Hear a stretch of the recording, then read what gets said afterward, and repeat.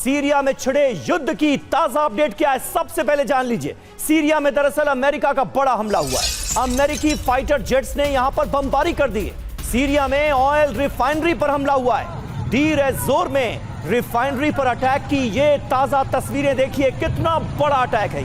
एक बड़ा हिस्सा आग की चपेट में नजर आ रहा है क्योंकि रिफाइनरी पर यह अटैक किया गया है। अमेरिकी हमले से रिफाइनरी धधक उठी।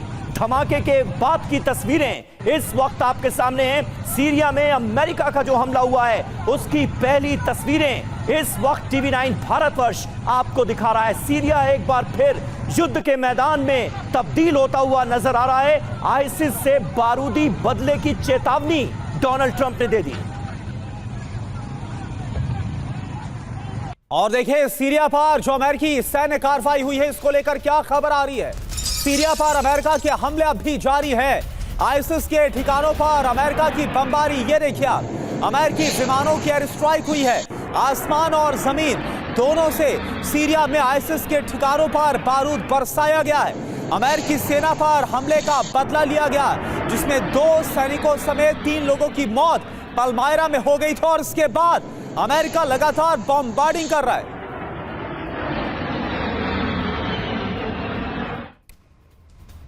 और सीरिया के आसमान में उड़ रहे हैं फाइटर जेट्स। बेहद कम ऊंचाई पर अमेरिकी विमान उड़ते नजर आए। आईसिस के ठिकानों पर की जा रही है भीषण बमबारी। अमेरिका की तरफ से दावा यही किया गया है कि आईसिस के ठिकानों को निशाना बनाया जा रहा है।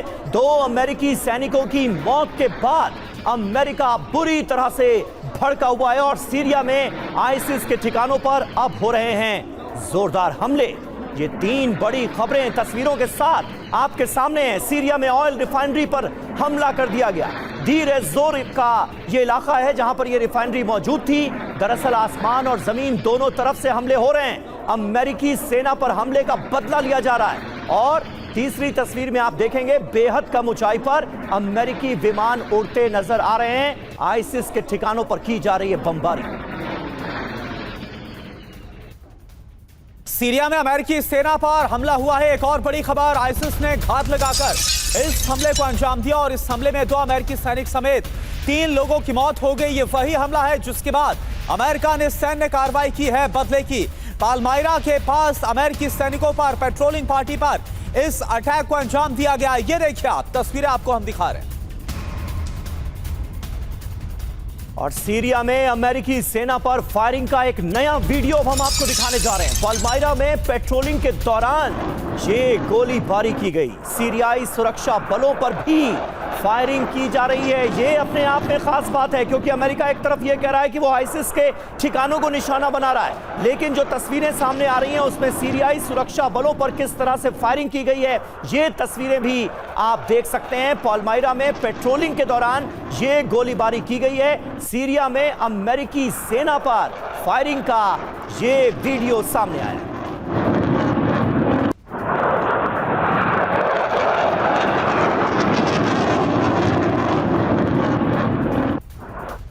और एक और बड़ी खबर, आईएसआईएस के हमले पर अमेरिकी सेंट्रल कमांड की तरफ से बयान भी आया है। आईएसआईएस के बंदूकधारी ने सेना पर अटैक किया। हमले में 2 जवानों की मौत हो गई, 3 सैनिक घायल। और आप देखिए यही वो हमला है जिसके बाद अमेरिका की तरफ से यह सैन्य कार्रवाई शुरू कर दी गई है आईएसआईएस के ठिकानों पर।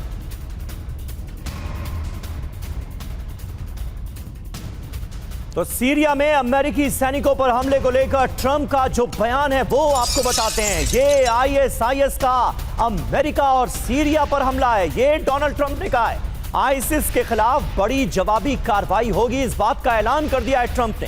सीरिया के खतरनाक इलाकों में ये हमला अंजाम दिया गया जिसमें 2 अमेरिकी सैनिकों की जान गई है और उसके बाद आईसिस के ठिकानों पर ताबड़तोड़ बमबारी कर रहा है अमेरिका।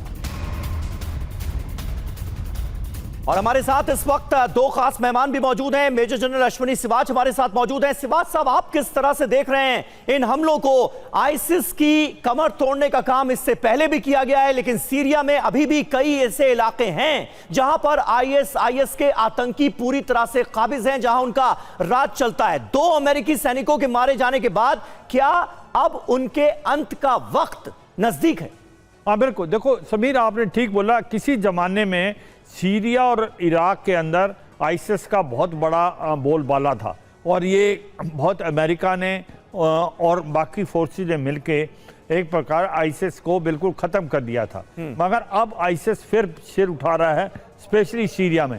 जब से असाद जो है दौड़ के चले गए हैं एक प्रकार रूस के अंदर, अल सहारा अभी प्रेसिडेंट बने हुए हैं, मगर आप देखें धीरे धीरे आईसिस अपने पैर ही नहीं फंसा रहा और वो हमले भी कर रहा है वो अमेरिकन ट्रुप पे जो सीरिया में अभी स्टेशन है। अगर आप देखें ये लड़ाई एक नया मोड़ लेती नजर आएगी, क्योंकि ये सच्चाई है कि कहीं ना कहीं सीरिया की 2-3 और भी प्रॉब्लम है। सीरिया की प्रॉब्लम इजराइल के साथ भी चली है, कहीं ना कहीं सीरिया के अंदर जो एक प्रकार रूस की जो बेसिस थे वो अभी भी बरकरार हैं।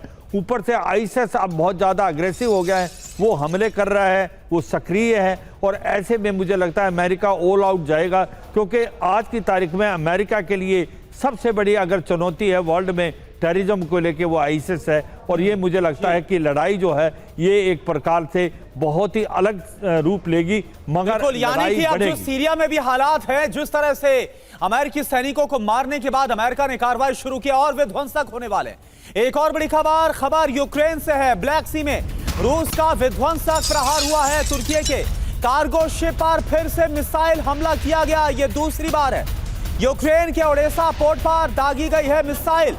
इससे पहले हमने आपको कल उस खबर को दिखाया था जब तुर्कमेनिस्तान में तुर्की के राष्ट्रपति से मुलाकात कर रहे थे व्लादिमीर पुतिन। उस दौरान भी एक कार्गो शिप पर हमला हुआ था और वो तुर्की का था। और वहीं अब बैक टू बैक ये दूसरा बड़ा हमला तुर्की के शिप पर, तुर्की के जहाज पर। ये देखिए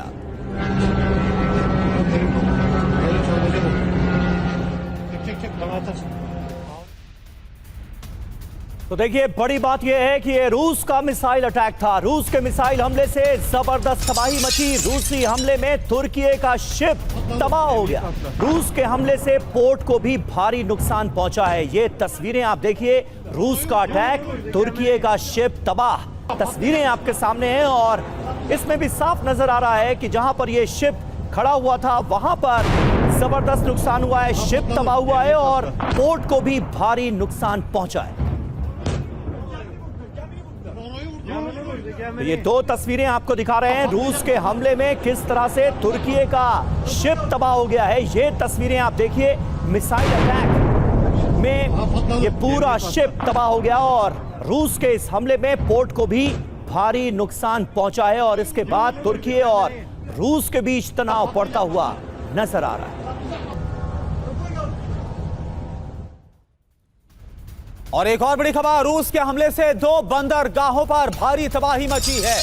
मिसाइल हमलों में बंदरगाह पर खड़े 3 शिप्स पूरी तरह से तबाह हो गए, ध्वस्त हो गए। ये देखिए आप, ये हम आपको तस्वीरें भी दिखा रहे हैं रूस की तरफ से जो हमला किया गया ओडेसा पोर्ट पर। इसके बाद वहां पर क्या हालात हैं, 3 शिप्स पूरी तरह से ध्वस्त हो गए और ये उनका मलबा आप देख पा रहे हैं।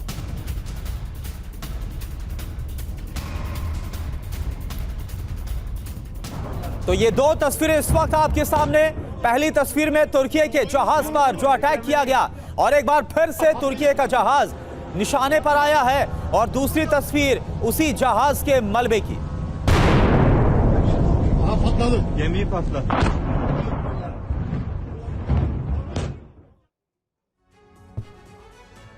तो नाटो के शिप पर पुतिन का प्रहार, रूस का ओडेसा बंदरगाह पर एक बार फिर से बड़ा हमला। और इस बार क्या हुआ, हमले में 3 मालवाहक जहाज तबाह हो गए। तुर्की की कंपनी के थे ये तीनों जहाज। तुर्की की कंपनी सैंका रोरो शिप था ये, पनामा के झंडे वाला यात्री और कार्गो जहाज। शिप पर डीजल जनरेटर होने का दावा है। गिरोन ड्रोन से शिप के तबाह होने का दावा किया गया। तो देखिए तस्वीरें सामने आ गई हैं और तस्वीरें बता रही हैं कि यह नुकसान बड़ा है। जो क्लोज फ्रेम है उसमें हम साफ तौर पर देख सकते हैं कि परखच्चे उड़ गए हैं इस शिप के। पुतिन का प्रतिशोध, यूक्रेन में कयामत।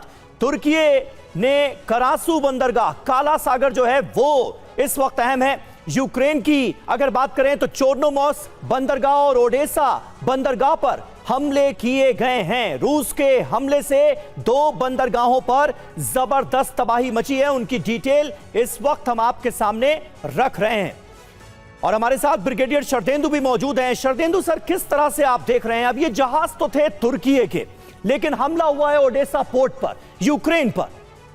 देखिए, मेरा मानना है कि ये घटना क्या रूस और तुर्की के बीच तनाव बढ़ा सकती है? देखिए, मेरा मानना है कि ये ब्लैक सी के डोमिनेंस की लड़ाई है। कुछ दिनों पहले यूक्रेन ने रशिया के 2 शिप पे वार किया था और एक शिप को रिपीटेडली 2 दिन लगातार टारगेट किया गया था। ये उसका बदला है। ब्लैक सी में जितने भी शिप ऑपरेट करेंगे अब वो सिर्फ मिलिट्री वाले और वॉर शिप होंगे। कॉमर्शियल शिप को एक सदमा देना चाहते थे पुतिन, इसलिए उन्होंने ये स्ट्राइक की। तुर्की का है ये शिप, ये एक चांस है, ये किसी का भी शिप हो सकता था। मकसद एक है कि कॉमर्शियल शिप को हिट करो, यहाँ की सारी कॉमर्शियल एक्टिविटी को सीज करो और ओडिशा जैसे इंपॉर्टेंट बंदरगाह को अंडर थ्रेट रखो, जिससे कि उसका डोमिनेंस बना रहे। ये वही इलाका है जो 24/7 ऑल वेदर पोर्ट है और रशिया इसको खोना नहीं चाहता है, इस पे डोमिनेंस करना नहीं, लेकिन तुर्की के जहाज को जिस तरह से निशाना बनाया गया है, ये अनजाने में हुआ होगा या जानबूझकर हुआ होगा? देखिए, तुर्की से के हेड से आज की डेट में पुतिन मिले थे तुर्कमेनिस्तान में। हाँ। तो मेरा मानना है कि वहां पे कोई सी भी कॉमर्शियल शिप आएंगी उस पे स्ट्राइक रशिया करेगा।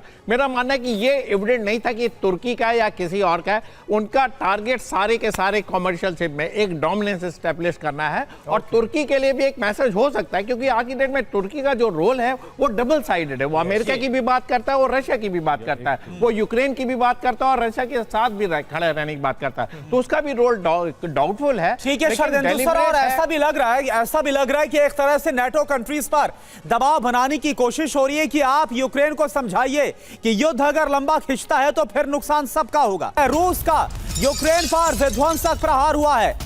पावलोग्राद में गोला बारूद डिपो पर अटैक किया गया। तस्वीरें आपको दिखाते हैं, तस्वीरें आप देखिए। रूस का यूक्रेन पर एक और विध्वंसक अटैक, ये देखिए आप।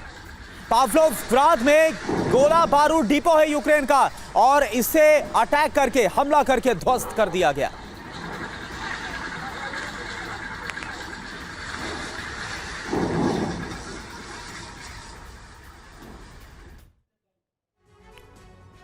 और आइए अब आपको लिए चलते हैं सुमी, जहां पर रूस का बड़ा हमला हुआ है। वहां से कुछ ताजा तस्वीरें सामने आई हैं जिसमें बर्बादी साफ तौर पर नजर आ रही है। सुमी में रूस का प्रचंड हमला, शोस्टका शहर में बमबारी कर दी गई। मिसाइल हमले में भीषण तबाही मची है। ये देखिए तस्वीरें।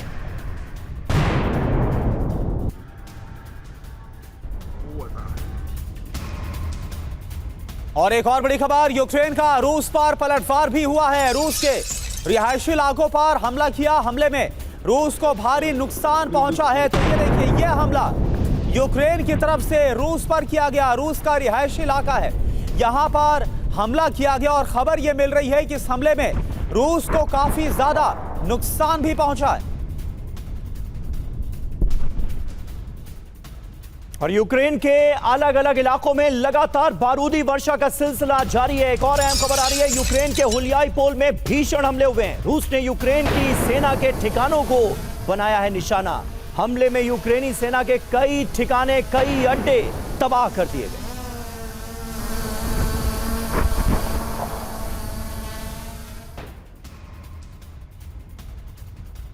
और एक और बड़ी खबर, रूस की ज़ापोरिज़िया पर विध्वंसक एयर स्ट्राइक। हुलियाई पोल में गाइडेड बम से रूस का पिन पॉइंट अटैक।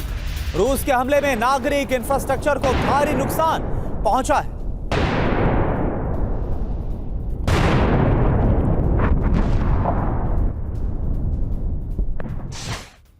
तो देखिए, ये तस्वीरें साफ तौर पर बता रही हैं कि ज़ेपोरिजिया के फ्रंट पर अब यूक्रेन को बड़ा झटका लगता हुआ नजर आ रहा है। रूसी सेना ने यहां पर कई इलाके ऐसे हैं जिन पर पूरी तरह से कब्जा जमा लिया है। वैसे भी ज़ेपोरिजिया के ज्यादातर इलाकों पर रूसी काबिज है।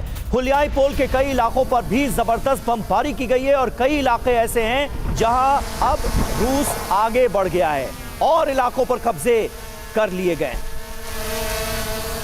ये तस्वीरें आपको दिखा रहे हैं, ये हुलियाई पोल की तस्वीरें हैं ज़ेपोरिजिया के, जहां पर जबरदस्त बमबारी की गई है और रूसी सेना ने ज़ेपोरिजिया में और आगे बढ़ते हुए कई इलाकों पर कब्जा कर लिया है। यानी ज़ेपोरिजिया का पूरा फ्रंट अब यूक्रेन के हाथ से जाता हुआ नजर आ रहा है। तो आप देखिए, व्लादिमीर पुतिन का प्रतिशोध टारगेट पर है। हुलियापोल, ज़ापोरिज़िया का वो इलाका जहां पर अभी रूसी सेना दाखिल नहीं हुई। ज़ापोरिज़िया पर रूस की विध्वंसक एयर स्ट्राइक जारी है। ज़ापोरिज़िया के कई इलाकों में तबाही मचाई है, जैसा कि तस्वीरें भी आप देख पा रहे हैं। यूक्रेन के हुलियापोल में ताबड़तोड़ हमले किए गए। यूक्रेन सेना के ठिकानों पर ड्रोन और मिसाइल से हमला किया गया।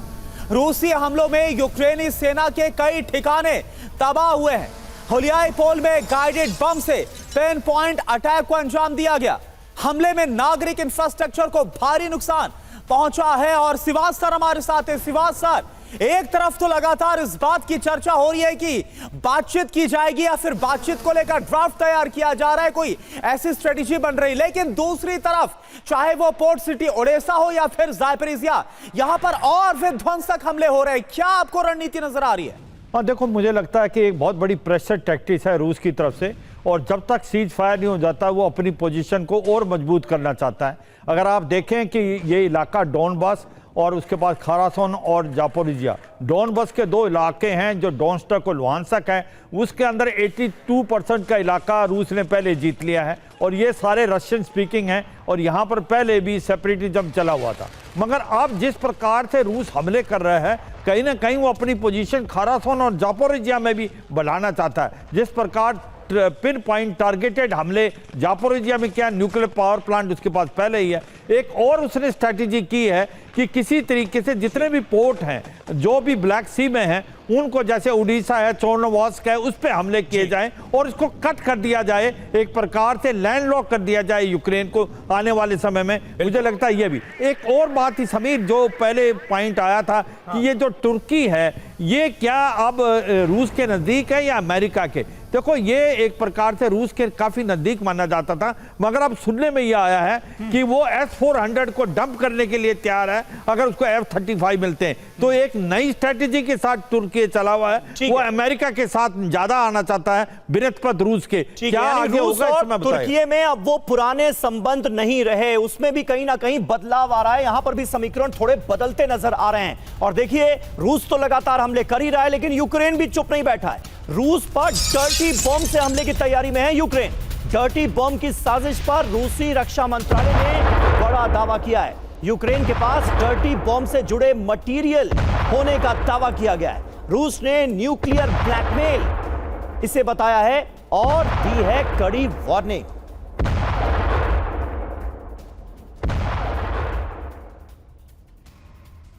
और एक और बड़ी खबर, डोनाल्ड ट्रंप ने यूक्रेन को रूस की शैडो फ्लीट पर हमले की मंजूरी दे दी है।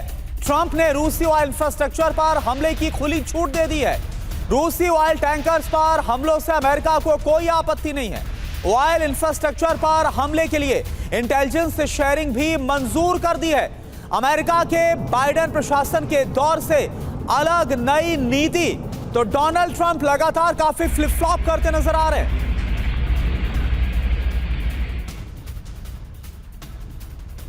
और देखिए, यूक्रेन के ओडेसा में इस बीच बड़ा ड्रोन हमला हुआ है। गेरान ड्रोन से सबस्टेशन पर अटैक कर दिया गया।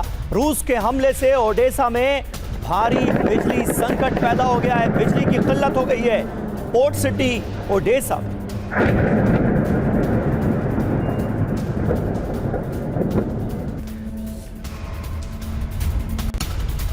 और एक और बड़ी खबर, यूक्रेन में रूस की रात भर बमबारी हुई। यूक्रेन के बड़े शहरों पर मिसाइल से अटैक हुए।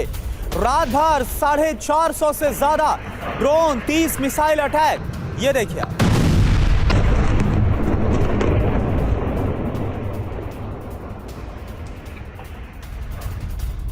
तो यूक्रेन के कई शहरों में इस वक्त बारूद बरसा रहा है। रूस ताबड़तोड़ हमले किए जा रहे हैं। जगह जगह से ऐसी खबरें सामने आ रही हैं। मिसाइल और ड्रोन का इस्तेमाल ज्यादातर हमलों को अंजाम देने में किया गया है। खास बात यह है कि रिहायशी इमारतों पर भी अटैक किए गए। यूक्रेन के कई शहरों में रूसी हमलों के बाद हो गया है ब्लैकआउट।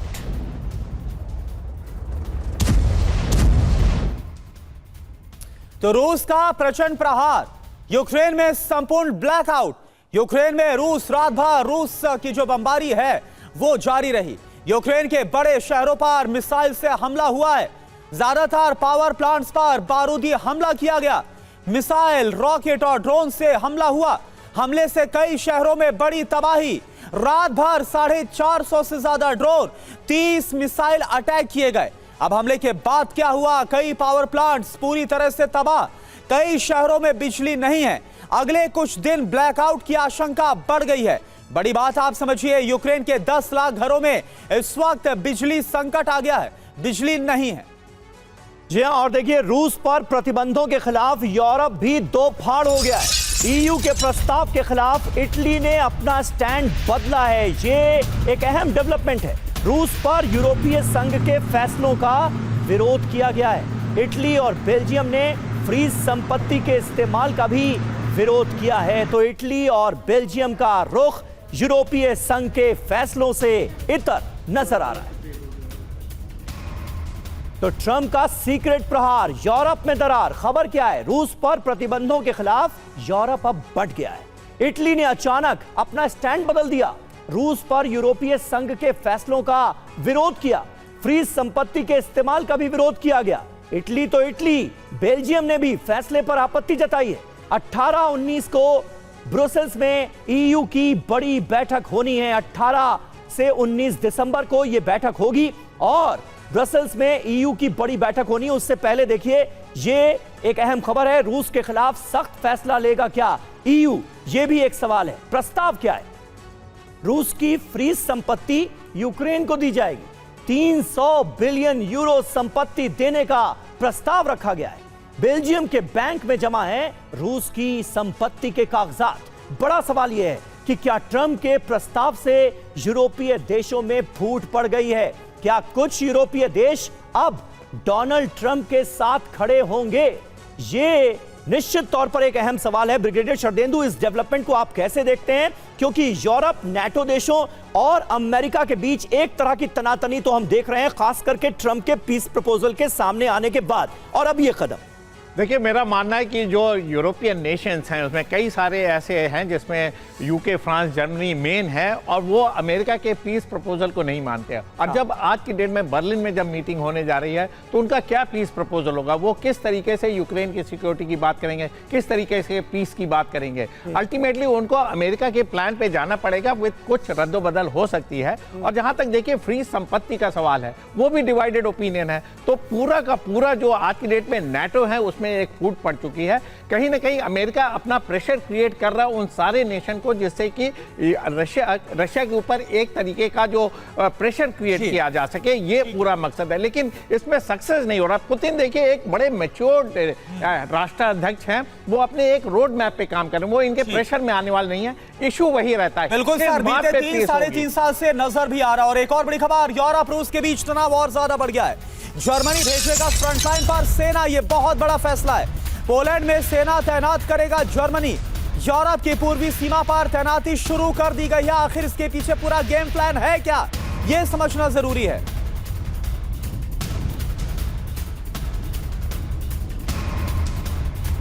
तो पोलैंड बॉर्डर पर जर्मनी की सेना, यूरोप में क्या कुछ बड़ा होने वाला है?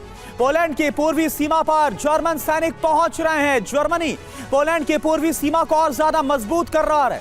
सीमा बेलारूस और रूसी कैलिनिनग्राड से लगती है। इसके अलावा रूस से बढ़ते खतरे को देखते हुए फैसला ले लिया गया है। पोलैंड पहले से ही सीमा पर सुरक्षा घेरा बढ़ा रहा है। यूक्रेन को समर्थन देने वाले देशों में पोलैंड सबसे आगे है। मायने आप समझिए, रूस को सीधा संदेश, नाटो देश अब सिर्फ बयान नहीं बल्कि जमीन पर भी तैयारी कर रहे हैं, इंप्लीमेंट कर रहे हैं। नाटो की सामूहिक सुरक्षा, जर्मनी का सैनिक भेजना दिखाता है कि पोलैंड अकेला नहीं है। कैलिनिनग्राड की अहमियत आप समझिए, रूस का यहां पर सैन्य ठिकाना है। नाटो के लिए सबसे बड़ा खतरा है। यूक्रेन युद्ध का असर क्या है? लड़ाई यूक्रेन में, लेकिन तैयारी पूरे यूरोप में हो रही है। इसका मतलब क्या है? संभावित टकराव की आशंका और ज्यादा बढ़ गई है। सीमा मजबूत होने का मतलब लंबे तनाव के संकेत देता हुआ यह नजर आ रहा है। जी और देखिए, यूक्रेन वॉर पर जर्मन चांसलर बड़ा दावा करते हुए नजर आ रहे हैं। यूक्रेन हारा तो फिर भी युद्ध रुकेगा नहीं। मर्ज ने कहा, फ्रेडरिक मर्ज ने, कि यूरोप में अमेरिकी शांतिवाद का दौर खत्म हो चुका है। श्रीवास्तव, क्या लग रहा है, होने क्या वाला है? फ्रेडरिक मर्ज का यह बयान और जर्मन सेना की तैनाती पोलैंड बॉर्डर पर। हाँ देखो, एक बात तो माननी पड़ेगी करुणा, अब यूरोप चांस नहीं ले रहा। यूरोप अपने आप को तैयारी कर रहा है। उनके हिसाब से ऐसा नहीं है कि अगर यूक्रेन हार भी जाता है तो पुतिन यूक्रेन पर रुक जाएंगे, और ये खतरा बरकरार है यूरोप के ऊपर। और मुझे लगता है वो जो वल्नरेबल देश कौन से हैं, एक तो पोलैंड है, एक बाल्टिक स्टेट है जहां बॉर्डर मिलता है। और पोलैंड इसलिए ज़्यादा इंपॉर्टेंट है क्योंकि ये एक प्रकार लॉजिस्टिक हब सेंटर था। यूक्रेन पे जितना भी अम्यूनिशन वेपन आया है वो आया है पोलैंड की तरफ। तो पोलैंड एक प्रकार सबसे बड़ा दुश्मन माना जाता है रूस का आज की तारीख में। तो मुझे लगता है जिस प्रकार से चांसलर और जर्मनी ने, जो फ्रेडरिक मैरेज ने बोला है कि हम अपने ट्रुप्स वहां पर डिप्लॉय करेंगे, मुझे लगता है ये एक साफ सुथरा मैसेज है रूस को भी कि अब जो यूरोप है वो तैयारी कर रहा है। अगर खुदा ना खास्ता ये लड़ाई का पलड़ा बढ़ता है तो यूरोप तैयार है। और ये लड़ाई मुझे लगता है नया मोड़ ले रही है, क्योंकि जो हमने सोचा था 28 पीस प्लान, उसके बाद 19 पीस प्लान, कहीं ना कहीं पीस आने के चांसेस हैं, मगर टकराव इतना बढ़ता जा रहा है और दरार आती जा रही है। बिल्कुल दरार आती साफ तौर पर नजर आ रही है। यूरोप अपने दम पर खुद को तैयार कर रहा है यूक्रेन का साथ देने के लिए। अमेरिका के रुख से बहुत हद तक इतर। बहुत बहुत शुक्रिया आप दोनों का हमारे साथ इस बातचीत में जुड़ने के लिए।